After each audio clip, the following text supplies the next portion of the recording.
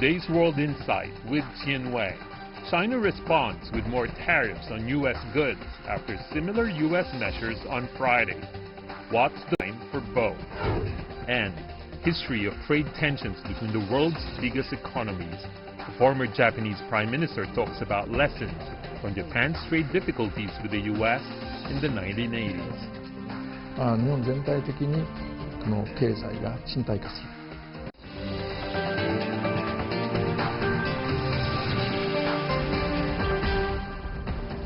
Hello and welcome to World Insight with me, Tian Wei. The program is coming to you live on CGTN. China and the U.S.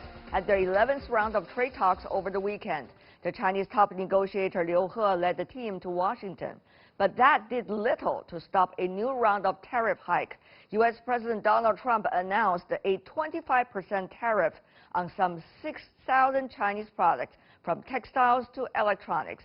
And China has announced to increase tariffs on the bulk of $60 billion worth of U.S. goods to three categories of rates between 10 to 25% starting June the 1st. Analysts say the tariff hikes on both sides could be a blow to chances of a breakthrough. Fresh tariffs threw a spanner in the works amid trade talks between China and the U.S. While both sides called the trade consultations constructive, the United States nevertheless raised tariffs on billions of dollars worth of Chinese goods over the weekend. In response, China has decided to raise tariffs on $60 billion worth of U.S. goods to 25%, 20%, and 10% starting June 1st. The move cast a cloud on the future of trade relations between the world's first and second largest economies. A study from a consulting firm called Trade Partnership shows tariffs could cost an average American family of four some $800 more every year, while it could also cut U.S. employment numbers by nearly 1 million. Though President Trump says the U.S. Treasury benefits from what he calls massive payments by China, his economic advisor Larry Kudlow admits this is not exactly the case. So the president says it pays the tariffs. They may suffer consequences, but it's U.S. businesses and U.S. consumers who pay, correct? Yes, to some extent. I don't disagree with that. Again, both sides will suffer on this. While this week's trade talks had setbacks, there's a silver lining. For instance, for the first time, Chinese Vice Premier Liu He outlined three major differences. Liu said the Chinese side believes all punitive tariffs should be taken down if an agreement is reached. He also said the two sides have yet to decide on a preliminary figure for purchases of U.S. goods. This is part of a deal made last year by Chinese and U.S. leaders in Argentina to enlarge China's imports and narrow its trade surplus with the U.S. The Chinese vice premier also said the text of a trade agreement must be balanced. He emphasized there are certain principles that China will not compromise on, such as dignity. Kudlow said the two leaders could meet at the G20 meeting in Japan next month. China says both sides should deal with the trade war with utmost rationality, but China is fully prepared to dig its heels in. Any country has its principles, and so does China. And we don't compromise when it comes to principles. Cooperation is the only solution now. I believe our two nations will work together in face of common enemies, and only by working together can we defeat them. Liu He also said China is pursuing a trade deal that's equal and respects the dignity of both sides. He added there are sticking points, but they have to be fixed with respect to the country's core concerns.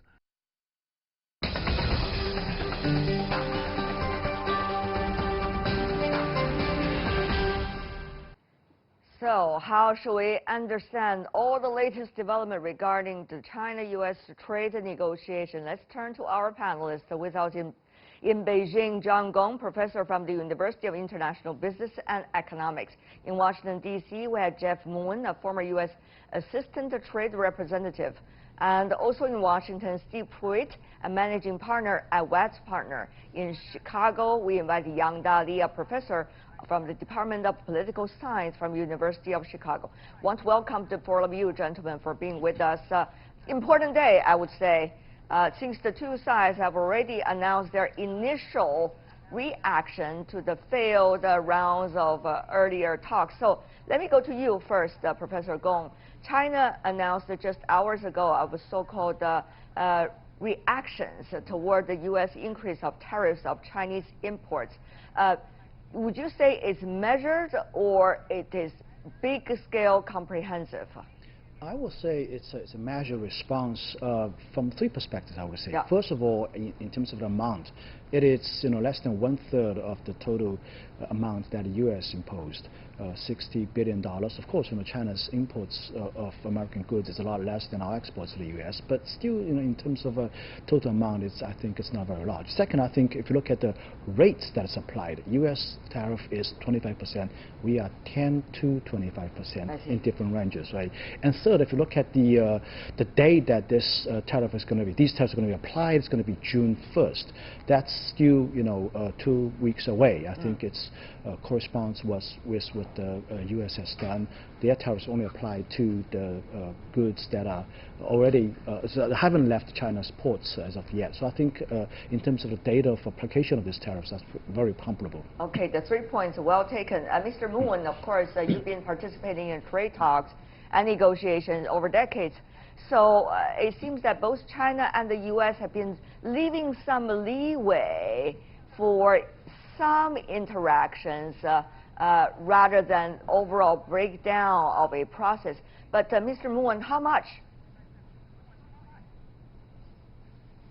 How much of a breakdown? I don't think that there's a How much of a leeway, rather? I think that, how much of a leeway between the two parties? I think that there is certainly a lot of negotiating room left. We need to clarify some of the intentions behind what has happened in the last round.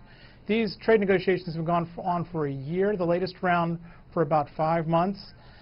There was a 120-page document that was being negotiated, and then suddenly China said that even though it had negotiated language, it didn't want any language that would enable us to enforce it. So we need to find out what that means. Does that mean that China basically is stalling for time? I think President Trump believes that's the case. Does that mean that China wants to renegotiate some of the provisions? That's certainly a possibility.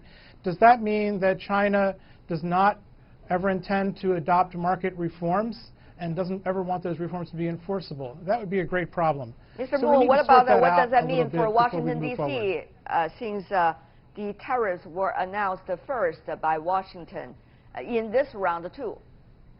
Meanwhile, what you have said that the Chinese side have been so-called changing, according to some of the international media report, we haven't seen any concrete source of that specifically, but rather so-called anonymous source.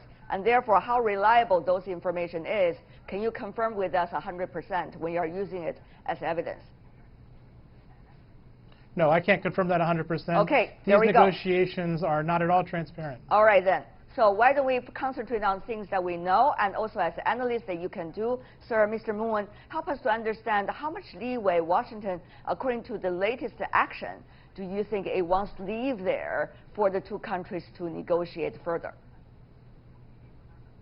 Well, I think the intention behind these latest tariffs is entirely that negotiations resume.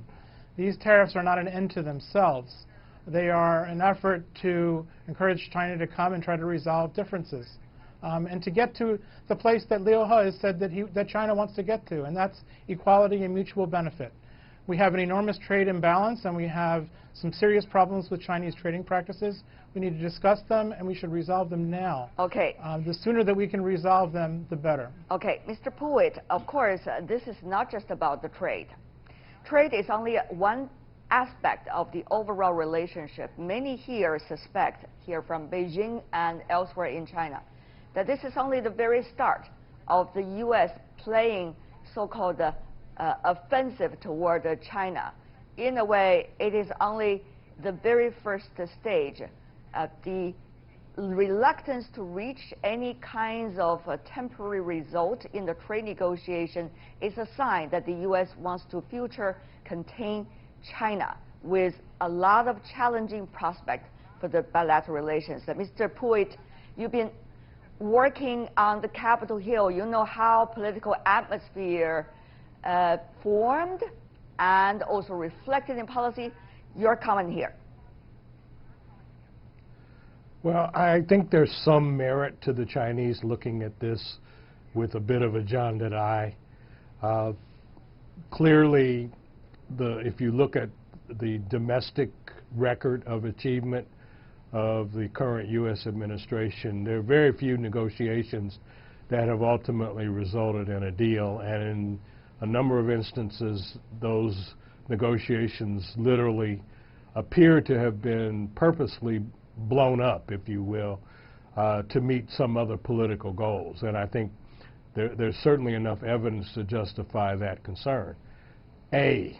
B, I think you've got to look at this also in terms of a timing and how it is playing with the rest of the U.S. domestic agenda right now and political agenda, and how this explosion and disruption and constant chaos on trade and economic discussions ultimately will impact, if not diminish, the discussion about impeachment, prosecution of the president and his family for issues relating back to the 2016 election. So there's a lot of, shall we say, chocolate syrup in the milk right now being stirred around, and I think if you wait for the complete drink to be mixed, the intent now is to run this out with the clock on everything else, quite frankly, I believe.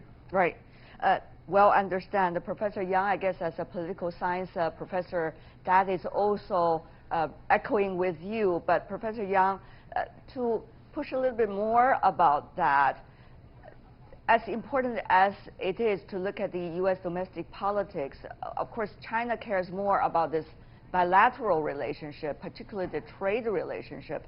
So under the current circumstances, on the one hand, China, as it said, cannot bite the so-called bitter fruit, and also kowtowing to external pressure. That's according to the Chinese Foreign Ministry.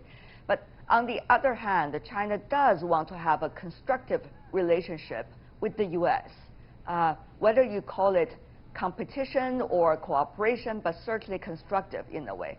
So how do you think the next stage of trade negotiation can proceed at all under the current circumstances?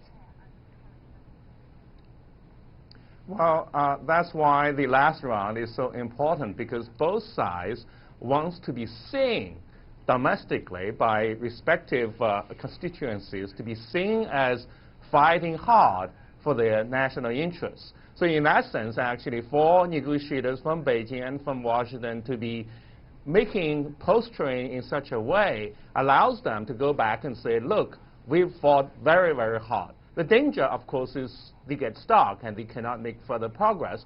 But for the moment, as the previous commentators have noted, already both sides are leaving some room for further negotiations. So I think the key is that both sides cool down a little bit after this round of rhetoric and then begin to assess and make feelers and try to figure it out, especially ahead of the G20 meeting later in June. So in that sense, actually, both sides would have been able to say, well, we have worked so hard and we have tried the best we could, but at the same time, we can come for some sort of a compromise. Right. Mr. Moon, I want to go to you first before I have the other Chinese guests to respond to this. The stock market certainly has already reacted quite actively since the last weekend, the U.S. round of tariffs, and now China responds with more tariffs. And many wonder, particularly from the business community on both sides and beyond, if this is going to be the norm, or rather the new norm. If it is, after different rounds of negotiations, there's going to be uncertainty, and then as a result, reactions coming from both sides. And this is only China-U.S. negotiation. We're also seeing Japan-U.S. negotiation and many other negotiations going on from now on. So is this going to be the new normal in a way for the international market? If that is, how dangerous would that be? I don't think that it will be the new norm. I think that the market is operating on very limited information, and there are frequently misunderstandings about the two markets in the two countries. I think that I think this negotiation will come to a conclusion. I think that we will reach some kind of a resolution, and at that point, things will calm down. But for the short term, things are going to be a bit volatile, I think. Yeah, volatile certainly is the word there. Mr. Gong, already chief economists coming from J.P. Morgan and some of the other major investment banks coming out and suggesting it's likely to be the new normal from now on, at least for some time to come. What do you think? What does that mean to the Chinese economy? Well, first of all, I tend to agree that it's going to probably take some time before we can reach agreement. Just by looking at Donald Trump's tweet, he said in the tweet, I mean, nowadays he's actually governing by tweeting, that is no rush to reach an agreement with China. That's what he said.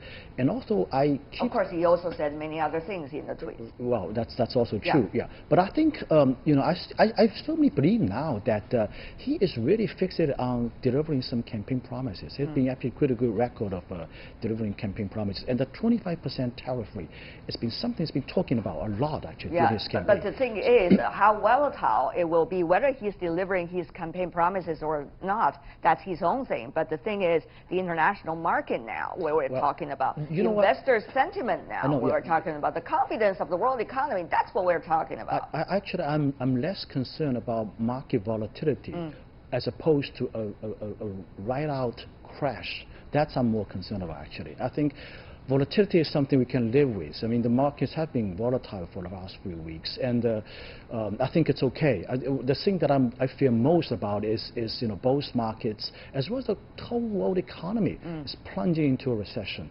is getting to a disastrous results, which is totally unwarranted in my opinion.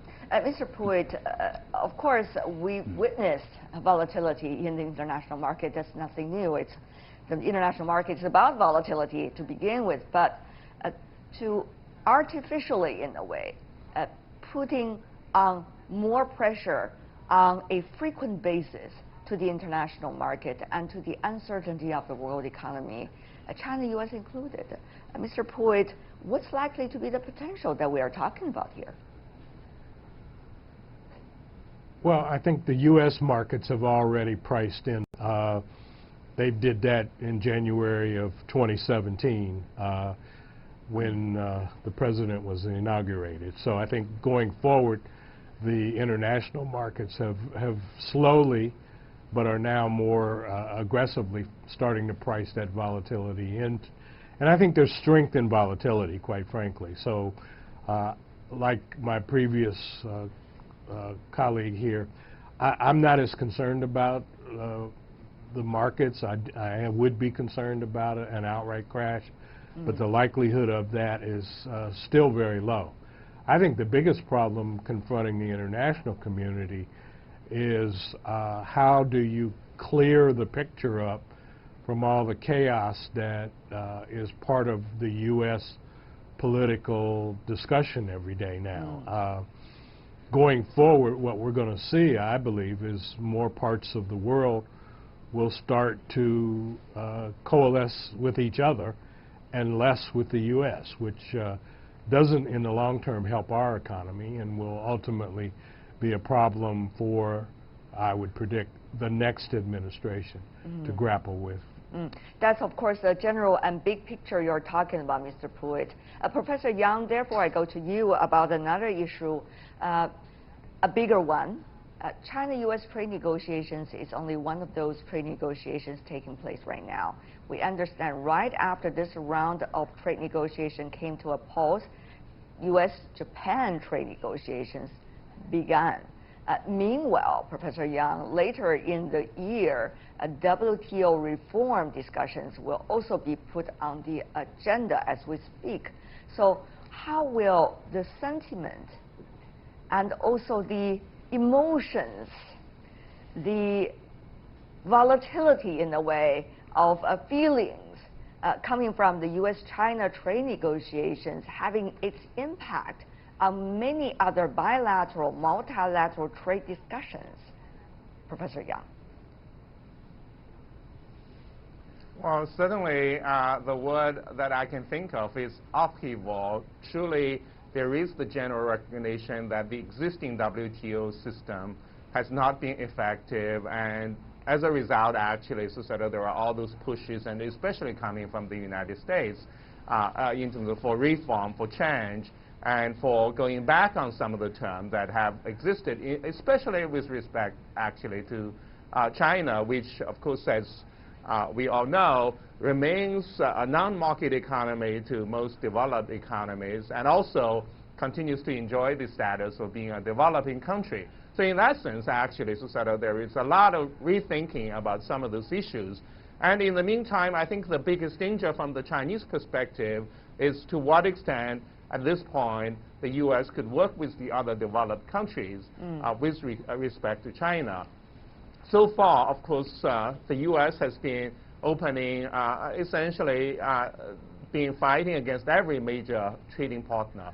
But should actually sentiments shift, then actually China could be in a situation whereby it's confronting the major developed countries again. So in that sense, actually, there is a strong desire, I think, on the part of China to try to see some of the conflicts being resolved ahead of that. Professor Gong, before coming into the studio, Mr. Pui, do you want to put in something? I was just going to point out that that's very wishful thinking. There's no evidence in the current dialogues within this administration that would suggest that they're going to solve any of those other problems in a positive way. Unfortunately, as I said previously, the other parts of the world are going to have to start talking to each other and maybe reduce the conversations they're having with the U.S. I guess that probably is happening. Professor Gong, before coming into the studio, I was talking to some of the important, shall I say, opinion leaders in the European countries. And one of the questions they've been discussing among themselves is whether they should continue or rather shifting their gears in terms of building a stronger ally relationship with the United States regarding trade particularly, or they should also look for other alternatives of partners in different fields. Professor Gong, though, to China, there is the issue of credibility, there is the issue of building trust, there is the issue of demonstrating China still opening up and reform itself so that the rest of the world will be able to welcome China even further as a partner. So under the current circumstances in the U.S.-China trade negotiation framework, how will China act and react? Will that really win support and confidence from the rest of the world? I'm a guess that is also a very important component of what's going on right now, Professor Gong. Yeah, well, I think China is still very much determined to be further integrated into the international order. To some extent, it's still very much led by the U.S. I think the Chinese government wants to, indeed, in earnest, wants to work out a solution, work out an agreement with the United States. But the problem is that, this administration in Washington, D.C. tends to have this, this hub and spoke architecture in mind. That is, preferring to deal things with everyone on a bilateral basis. And particularly with respect to China, I'm a little bit concerned. I'm actually really concerned that during the next round trade negotiation between Japan and the United States, they're going to stuff the same clause, that is the clause of 32.10 contained in USMCA. That is the clause regarding any treaty country with the United States having another treaty with China has to get approval from the United States because of China's so-called non-market status.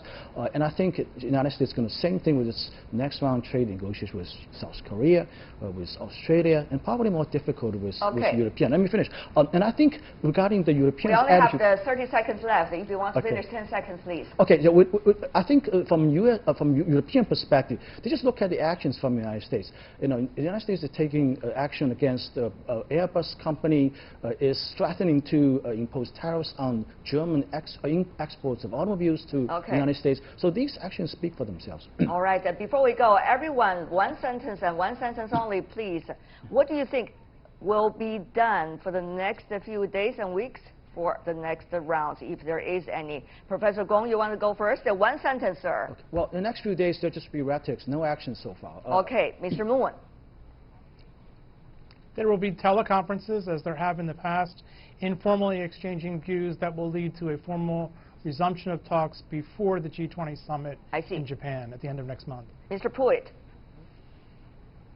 More made-for-TV drama via Twitter. Professor Yang. Well, it's certainly Twitter, but also People's Daily editorials, and those are being put out. And of course, then feelers on both sides trying to see whether there's common ground. Okay. Yang Dali, Steve Pruitt, Jeff Moon, Zhang Gong, what a pleasure. Thank you so much, gentlemen, for your insights and perspectives. You're watching World Insight with me, Tian Wei, on CGTN. Still to come on our program, history of trade tensions between the world's biggest economies. A former Japanese prime minister talks about lessons from Japan's trade difficulties with the U.S. back in the 1980s, right after this.